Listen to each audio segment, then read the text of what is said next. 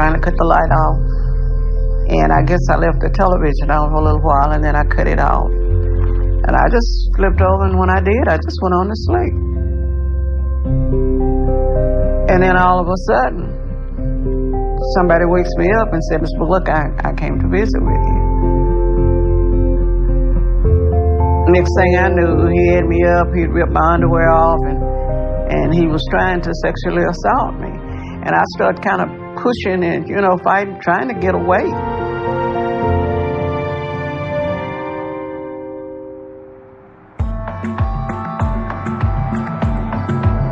What did you think about this case when you first read it? The thing that stuck out to me was that somebody would break into an elderly woman's home and brutally attack her in her own bed. The Young County Sheriff's Office. I've just been raped. My face is swollen, my eyes were red. She's just such a sweet woman and such a shock that something like this could happen to somebody like that. It's everybody's worst nightmare. And we're thinking he probably came in through a back window. That definitely piqued my interest. Local law enforcement swabbed the entry point. DNA is a very important part of a sexual assault investigation. Unfortunately, many agencies around the country don't have the resources they need to test the DNA that they gather. They also lack the manpower to reinvestigate their cold cases.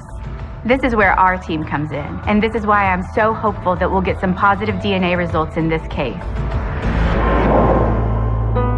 Miss Bobby was a teacher for many, many years, so most everybody in the entire community knows her. I know she's really involved in her church. I know she's really well loved. I've represented victims from all walks of life, and it's very difficult to watch the emotional toll these types of attacks take on them.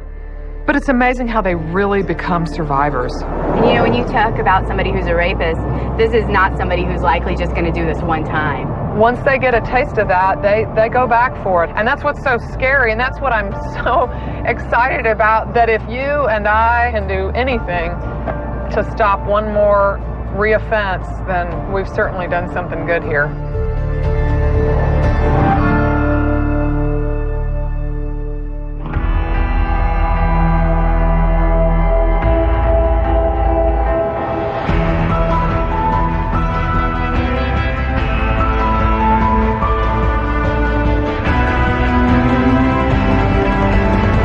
Every single rape kit represents a person waiting for answers. The biggest reason we're doing this is to bring these survivors some justice.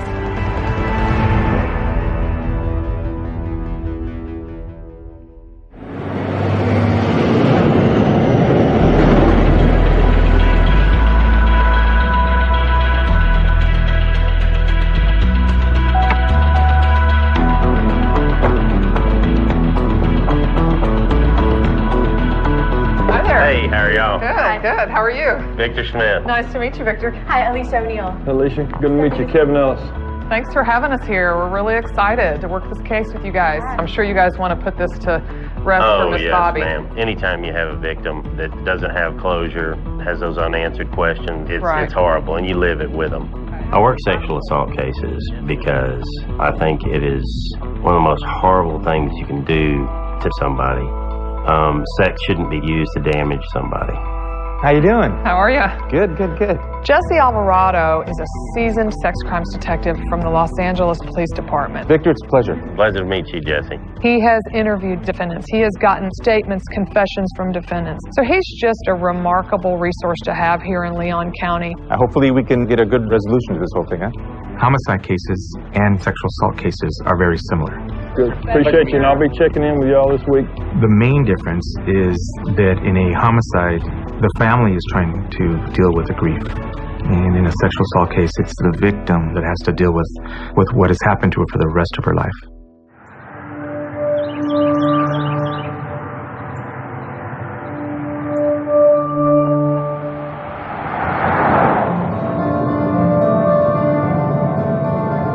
From our work as prosecutors, Alicia and I know how important it is to build a rapport and a relationship with victims so that they do feel comfortable talking about these most intimate details of what happened to them. Hello.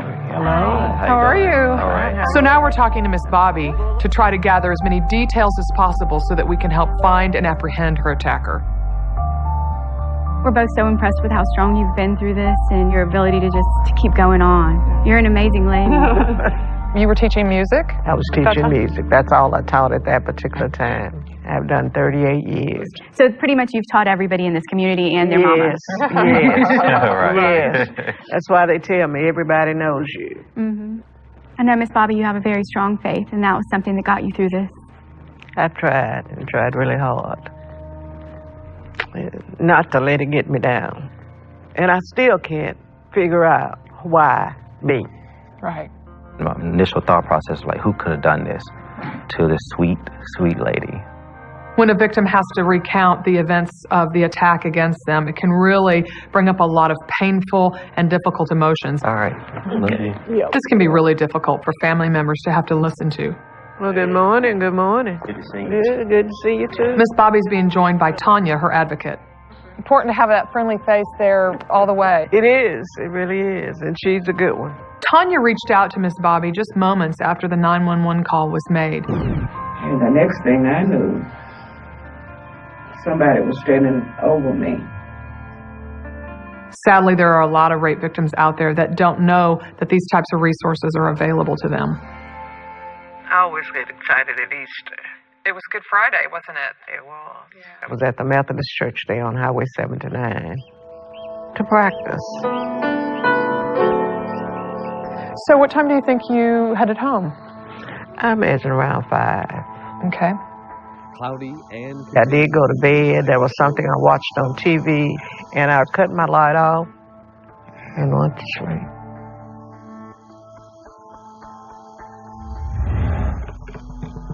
I woke up and this person was calling my name and said, get up. I came by to visit with you. And he was saying, get up, and he hit me. I kept asking why you want to do this to me. He kept holding on to me and kept jabbing my face. And he pulled me up out of the bed. And I told him, I said, go on and leave me alone, get out of my house. And I asked him, please don't kill me. And he said, I will kill you. And he squeezed my neck. And about that time, he started undressing me. And he pushed me down, and his penis was wrapped in some kind of plastic or something. And he was trying to penetrate. I mean, I just kept talking to him, just nice and kind, and trying to push him off of me. But I couldn't, and every now and then, you know, he'd hit the same side. But he was so wrapped. On those sock caps, like, pulled down over his face, and then had this hoodie on. I really didn't see too much. I just remember a body going through that front door. So I got up and I fell back, and finally I was able to get to my cell phone. The Young County Sheriff's Office. This is Bobby Bullock. I've just been raped. Somebody beat you up and raped you? I think it was my grandson. You think it was your grandson?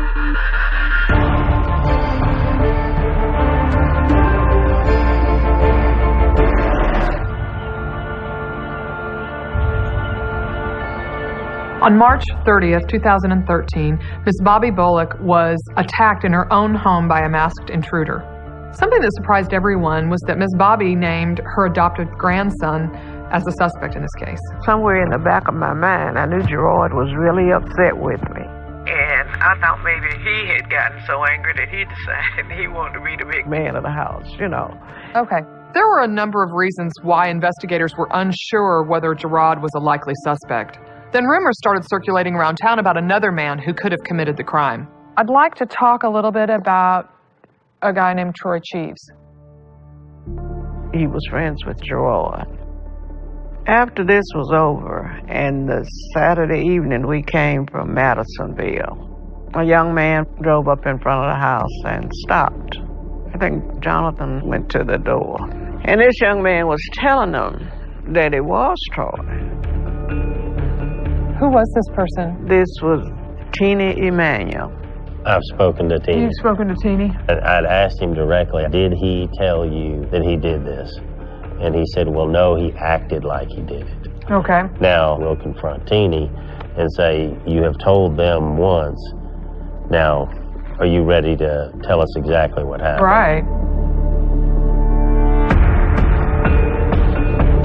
No one has ever said that they knew for sure that Troy Cheeves committed this crime. If Teenie's a credible witness and he says what we think he's going to say, this could make the case. We get her up here on the board. It's time for us to start looking at the suspects in the case. And we're going to start with the first person she named in the 911 call. All right, so let's get Gerard Bullock up here. So he was about 23 years old. Okay. Miss Bullock did, in her initial statement, say that she thought that it was him. I really thought it was Gerard because he was that built. It must have been really awful for Miss Bobby to suspect her grandson of this type of crime, and I can't imagine the impact it had on their family.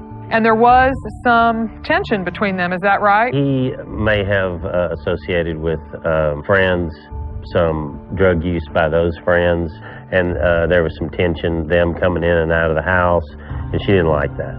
But you guys started doubting right away that it was Gerard, right? Yes.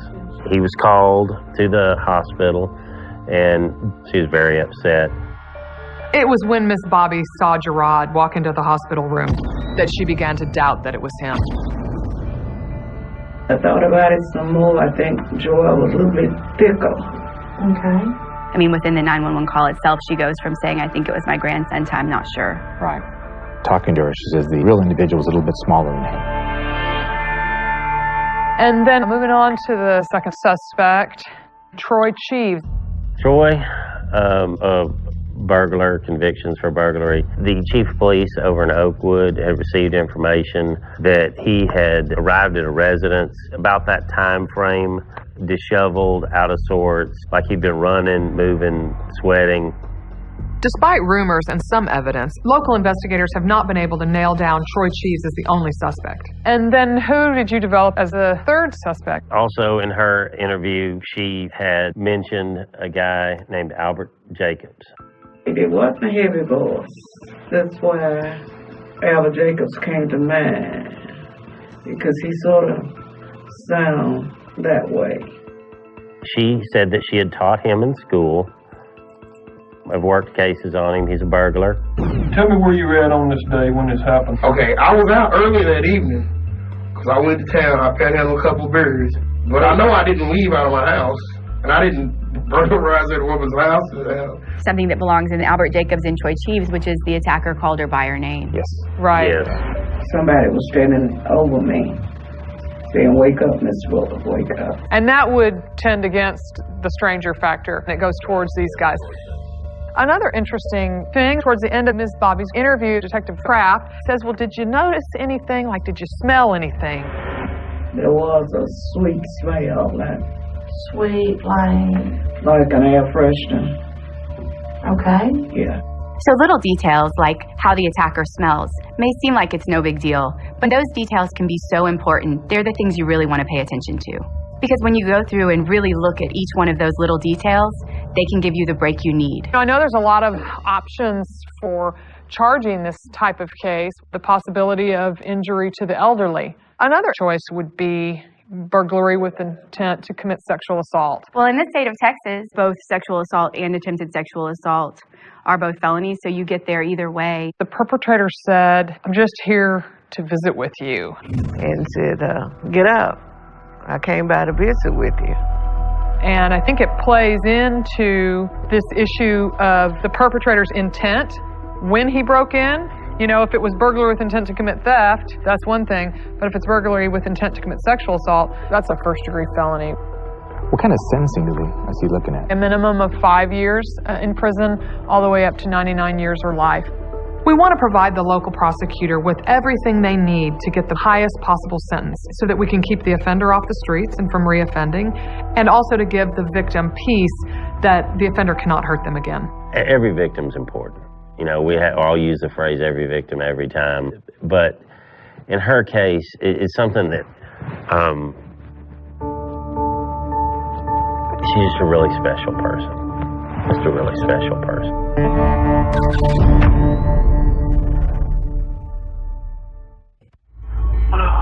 You said your head was hurting you? He hit me a number of times in the face. Did he leave? He's not there anymore? He left.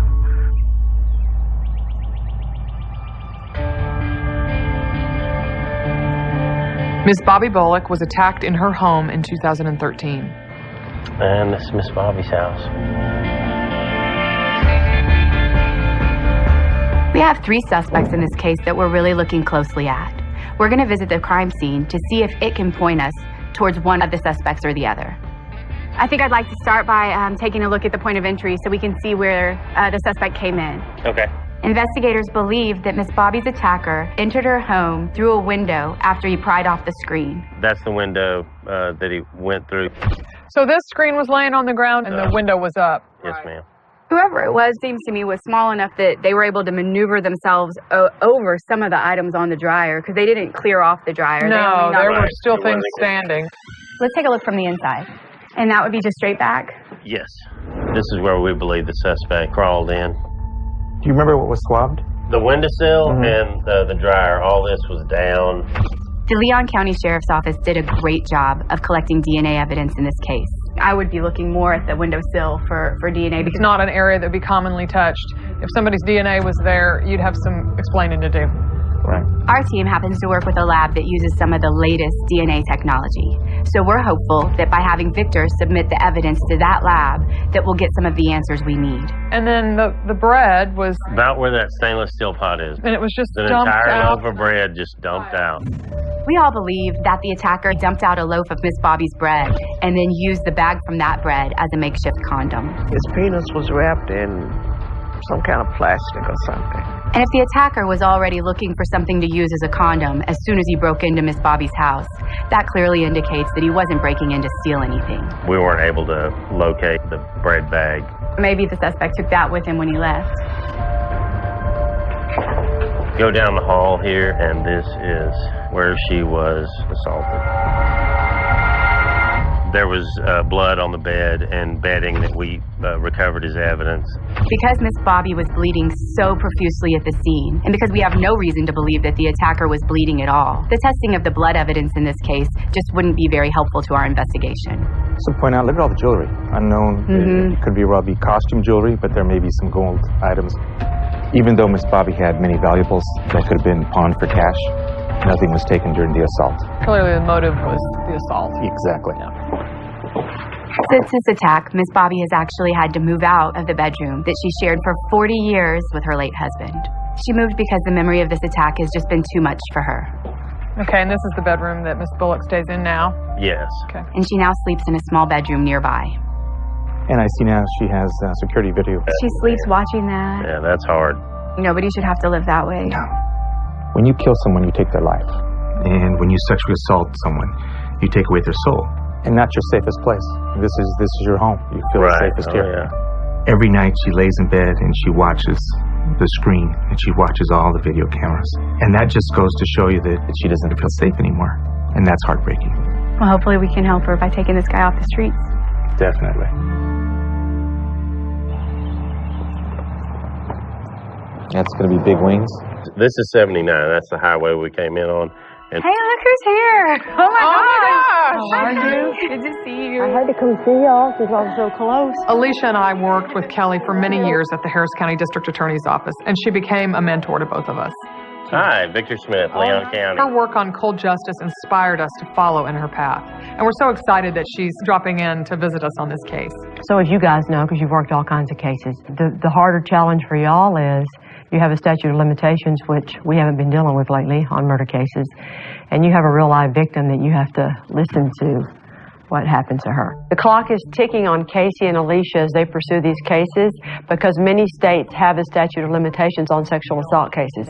Some allowing as little as 3 to 5 years to find and prosecute the offender. We listened to the 911 tape of Miss Bobby, which motivates you, but she does indicate that it could be her grandson. Got to clear him out. And I want to make sure the defense attorneys, they're going to say, why isn't it this guy? Have you done everything with him?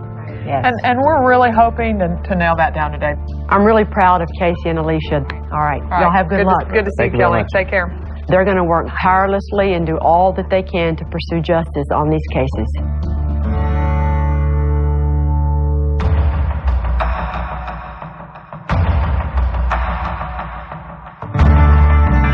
So today we're going to try to track down Daniel Garay, since Daniel was actually working with Gerard that night. Oh, you don't want to confirm it. He didn't clock out for him, and Jerry wasn't around anywhere. Detective Wayne Salee works with Victor at the Leon County Sheriff's Department, and he's going to help us on this case. Go get him, Tiger. I'll try to get him out of here. Gerard says he was at work on the night of the attack, and his time cards reflect that. I'm Investigator Salee, Leon County Sheriff's Office. You got a minute I can meet with you? But to be 100% thorough and have his alibi nailed down, we need to make sure that there wasn't somebody there that could have clocked in or out for him. You clocked in at 4:06 p.m. on March 29th, and then he clocked in a couple hours later, and it's showing him clocking out at 4:25 a.m. Sounds about right. Would you have ever made it up and said he was there when he wasn't? If they weren't there, they wouldn't have been on clock. Right. They were really particular with that, and there were other people trying to do stuff like that, like give people extra hours and stuff. And you would have never clocked in or out for anybody? No, ma'am. So you ran sort of a tight ship? Yes. Well, there you go. Thank you, Dean. Appreciate it. With confirmation that Gerard was at work that night from an eyewitness, we feel totally confident ruling him out as a suspect and that this attack was not committed by a family member, which of course is huge. Puts that puppy to bed. Yeah. And I would be happy to put him on the stand.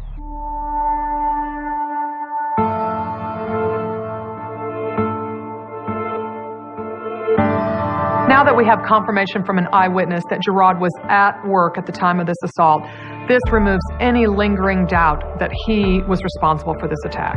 Hey, Gerard, how are you? Good. Investigator Wayne Salee, Leon County Sheriff's Office. Come on, sit in the front seat up here. I know this will be news that he's very glad to hear, as will the whole family.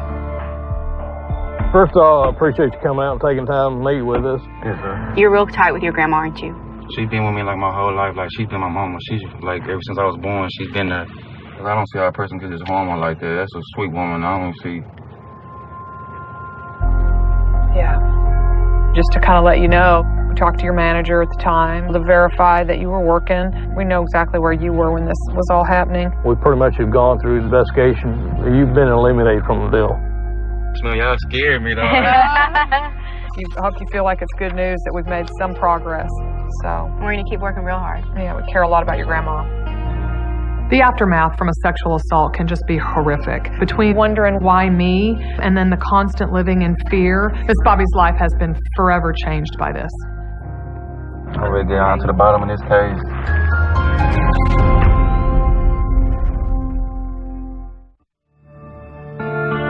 I got angry a time or two, and then the Lord would say, no, don't give up yet. But I wanted to a time or two just say, no, I can't go on.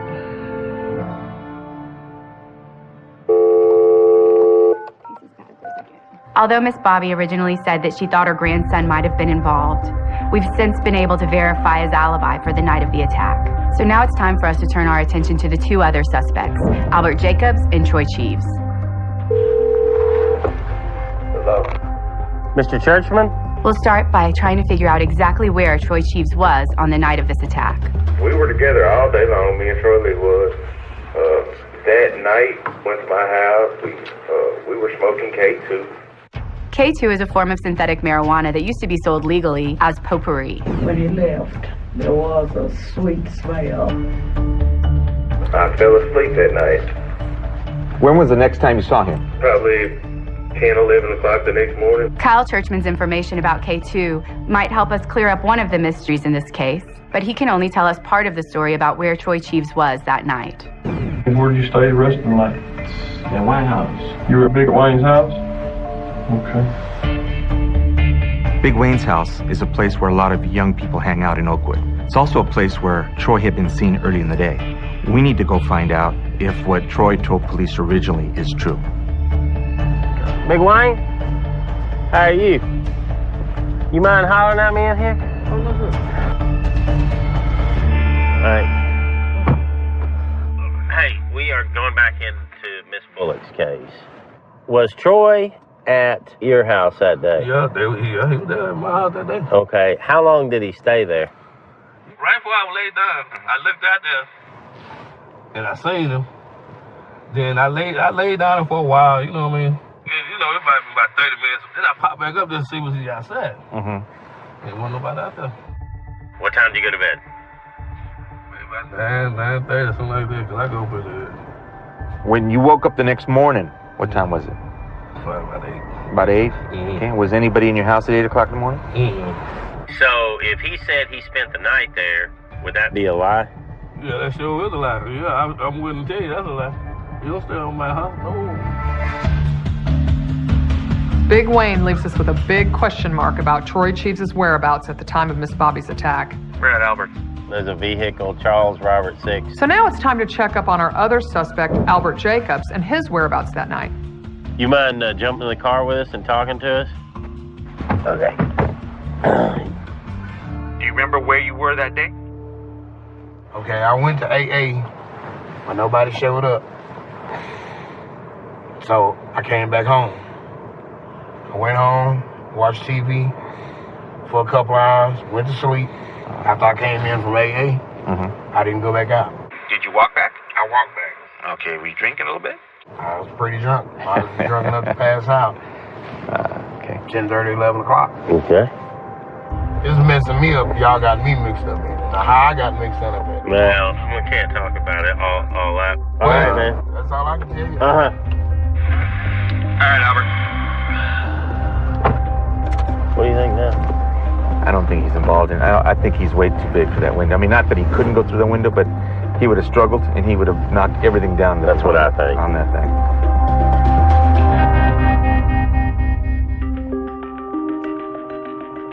I just spoke with Cammie over at Sorensen. The DNA results came in this morning, and this is when Alicia gets really excited.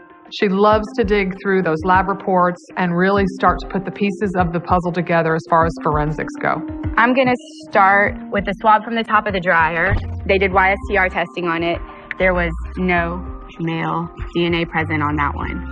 Knowing that Miss Bobby's attacker was a male, we chose to do a kind of DNA testing called YSTR. That kind of testing isolates and identifies only the male part of the DNA in a sample. On the fingernail swabs, the right one was inconclusive and the left one was negative. This is where it gets a little bit more exciting for us. The swab from the windowsill, there's going to be a mixture of 5 or more males. On this mixture of 5 or more males, Sorensen has to call it inconclusive. But it's still a really good result for us, and I want to explain why. In order for Sorensen to be able to make any call on a mixture, there has to be one person who has way more DNA there than anyone else. On a windowsill, you wouldn't really necessarily expect that. No matter who touched it, you're going to see a low-level amount of DNA. Because there's no major contributor, they can't say for sure whether anyone's included in it. But what they can do is rule people out. And what they can't do for Troy Cheeves is rule him out. And not only is he not ruled out, his alleles are present at every single place that they got a profile. An allele is what we call a specific trait that's found within a strand of DNA. And according to the lab, enough of Troy Cheeves' alleles were found in this sample that he cannot be ruled out as the attacker. And even though the lab let us know that these results aren't conclusive enough to be presented in court, that doesn't mean that our investigators can't use these results when they're able to catch up with Troy and interview him. I think it plays into when we interview him. You're definitely going to throw out the fact that he's been identified as being at the window. You can show him the chart. You can use it as a demonstrative. There would be absolutely no reason for Troy Cheeves' 17 alleles to be present on the windowsill. So we've established that Sherrod Bullock is no longer a suspect. Most definitely. In fact, I'm really glad because it puts to rest for him and his family.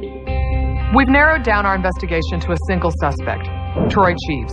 However, our DNA results are not definitive enough to present to the DA. So we need to find some witness accounts to support our case against Troy before we can feel confident presenting it. One of the most important things we got from the interview with Miss Bobby was that someone told her that Troy Cheeves was her attacker. Who was this person? This was Tina Emanuel. Officers have been trying to locate Teeny so that we can talk to him. You seen Teeny Emanuel? What's up? Meanwhile, we're starting to focus in on Troy Cheeves as our main suspect. If we develop probable cause that Troy committed this offense, we're going to want to get him off the streets as soon as possible. So we're going to get back out there and talk to as many witnesses as we can to firm this up. Well, I've been on Miss Buller all my life. She used to be my teacher when I was going to school in Oakwood. Okay. You seen Troy that day? No. What happens when we come to a small town is we draw a lot of attention. Excuse me. Yes, ma'am. I don't intend to be nosy, but is it anything to worry about? No, ma'am. We're just talking to people. Okay. I feel like if we don't develop evidence quickly against Troy, we could tip him off, and that would really hurt the case. Did anybody talk about seeing Troy that night? Yeah, there's his vehicle right there. Luckily, we just got word that the Leon County Sheriff's Department has found Teeny. Say there, how are you? You remember me from a while back, a couple years ago? We need to find out why he told Miss Bobby that he knows Troy Cheeves committed this crime. The reason why I'm gonna help Miss Buller because she been my music teacher. Right. Teacher, all of my whole family, Emmanuel family. Right. 21 of us. Right. Wow. You know what I mean?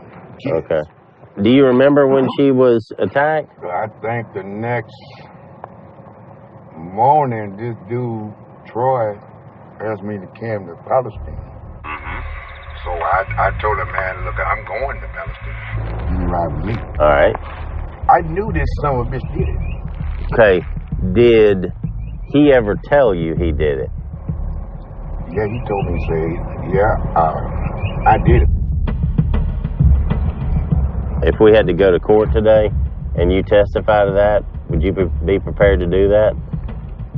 Yeah. I'm not lying. Okay. Now you gotta be 100% with me. 100%.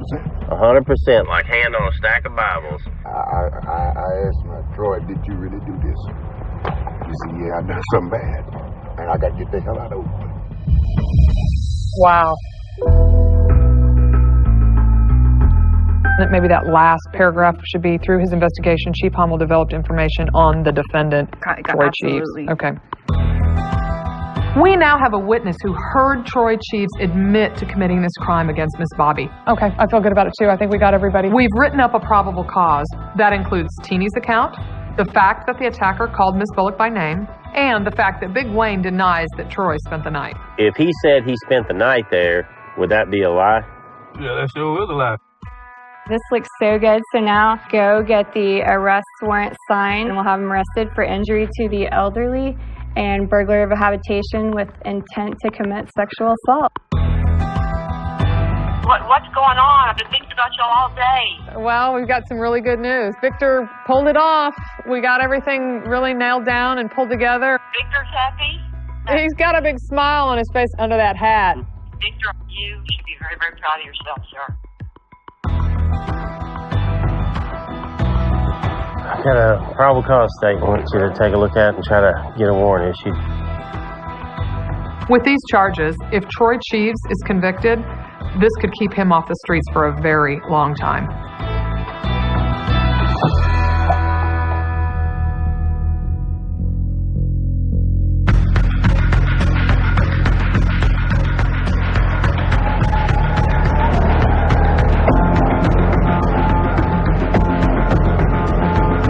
We have a last known address for Troy, but there is no guarantee he's going to be there. Once you hit the one house, then he'll know we're down here. He's tied with the people we talked to already. We'll check Mom's house down in Brazoria County. If you're going to hit it, it's going to have to be the best house. Yeah, we're going to head up north. Unfortunately, when there's multiple addresses, it can kind of be a bad thing, because if you go to the wrong place the first time, you kind of starting to alert them that the police are looking for them. After searching for Troy Cheeves, we found out that he'd been picked up by Houston Police Department on an unrelated warrant. The arresting officers purposefully did not tell Troy about the warrant for Miss Bobby's attack, so he has no idea that Victor's coming to talk to him. Troy, you remember me?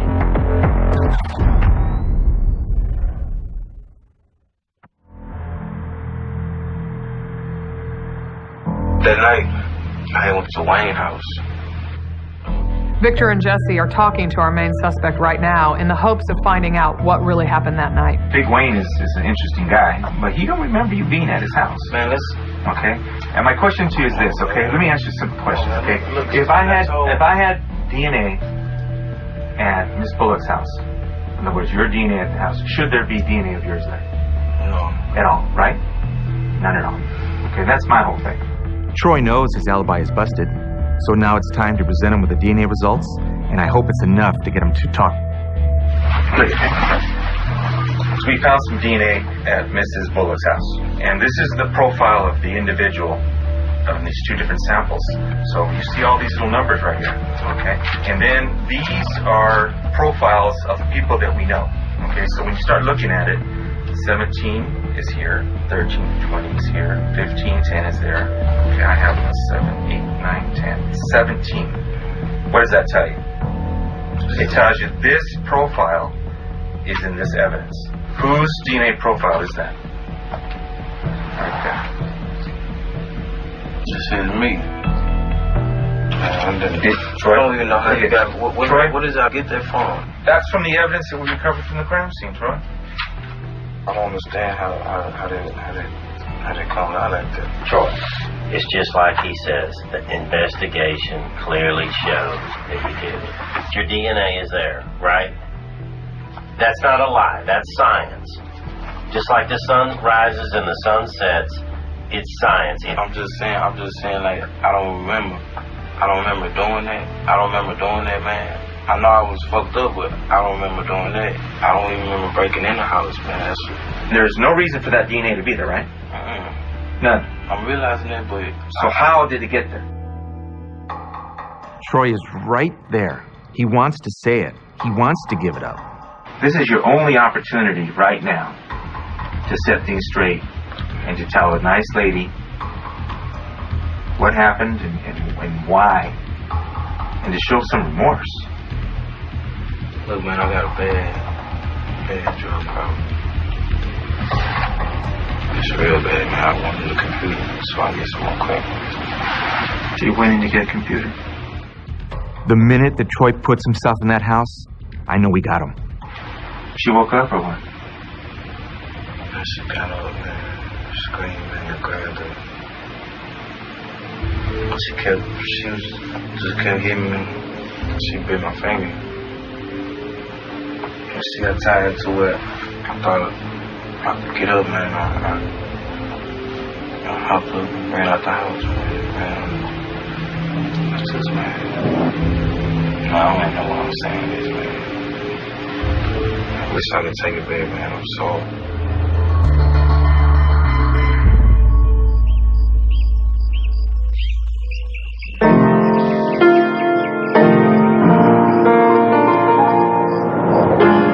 This confession from Troy is absolutely the best case scenario, and I hope that this will lead to a quicker resolution for Miss Bobby.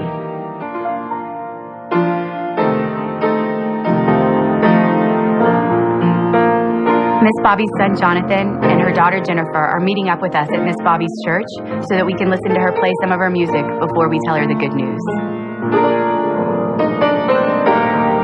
You know, it's one thing for someone to tell you what someone's like, but when you're actually there with them and in their presence, it really makes it real for you. Thanks for having us here in your church and playing for us. It was beautiful. You're quite welcome.